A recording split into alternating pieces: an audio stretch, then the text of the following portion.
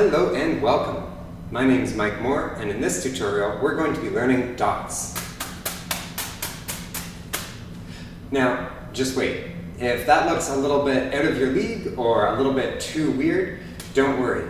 We're going to be seeing a lot of interesting patterns in their own right as drills for this overall idea.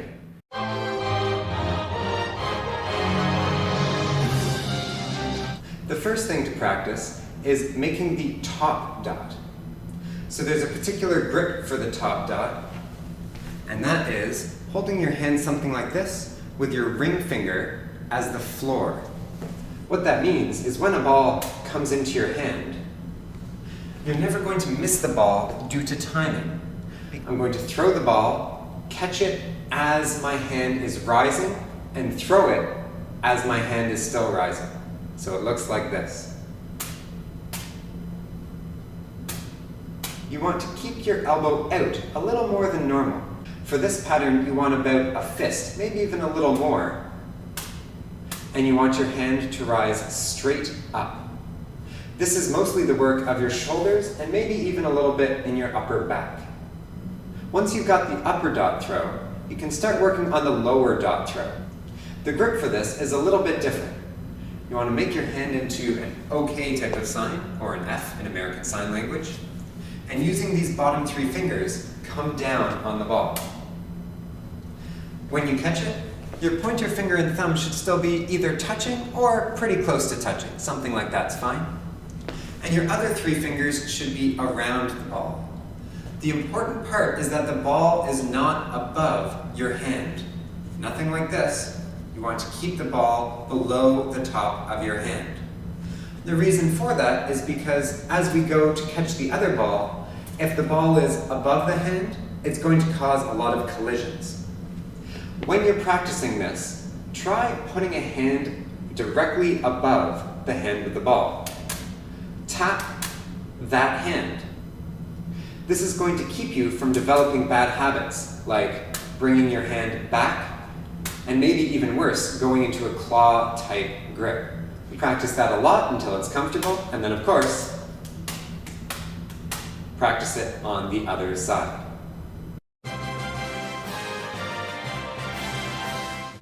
Once you've got the grips, the catches, and the throws for the tops and the bottom dots, you can practice doing two balls at once. Same thing for the bottom. Make sure you have your double OK sign. When you're doing this, try to make the heights about even. A little bit of variation's okay. Most importantly, make sure that you have the correct grips. These grips are going to allow you to make corrections where otherwise it would be very difficult. The next step is a little extra fun. Start with one ball in each hand, and again, I'm going to focus on my left hand here. With my right hand, the one I'm not focusing on, I'm going to throw to my left hand and dot the ball back. When you're doing this, there are a couple things to keep in mind. First, make sure that the ball you're throwing from your non-dot hand goes just above the other ball. And of course, make sure you practice it on both sides. Now you're ready to put this into a pattern. I like to have one off-colored ball because it helps me commit to this kind of thing. From a cascade, throw the one off-colored ball a little bit extra high and try dotting it back. As you're doing this, you can try practicing whether the dot goes to the outside or the inside of your body. To the outside, or to the inside.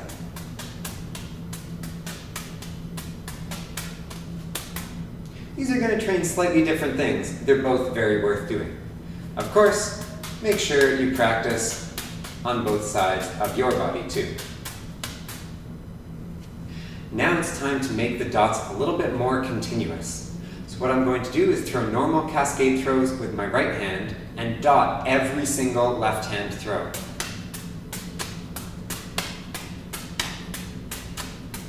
Just like last time, I'm going to practice that doing inside and outside throws. Of course, both sides. All right, taking it up one more level, now we're going to be doing a 4-2-3, but with the 3, this yellow ball, as a dot. This is going to get a little bit tricky, so make sure that you have the other steps down pretty darn well before going into this one. Starting from cold, this yellow ball is going to be thrown pretty high up, and that's where the dots are going to start. This is still considerably easier than the normal dots pattern, so make sure you spend some time with it. This is what's going to build up that consistency for the entire pattern. Finally, we move on to the 2-ball exercise. This is absolutely fundamental for the full pattern. As you might be able to guess, here it is. As you're doing this, there are a few things to keep in mind. Keep that elbow out a little bit. That said, if your dots look a little bit horizontally offset, don't worry too much. With that pattern, you can morph it into a nice vertically stacked dot pattern. Focus on that elbow out and focus on keeping your hand going straight up and down, catching in the appropriate places. Once you've practiced that, and it's reasonably consistent, say 10 catches most times, make sure you also have that kind of consistency on your other side. Before getting into the full 4-ball version, I recommend you try doing a fountain in one hand and dots in the other.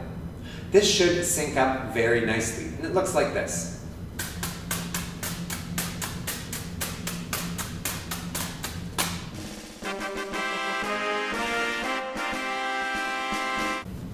The first pattern that I would practice with 4 balls would be the synced version. That's where the top 2 balls and the bottom 2 balls are synced. It looks like that. When you're doing this, I recommend trying a flash first. And when you do this flash, make sure that you are catching the top 2 balls in the top positions of your hands.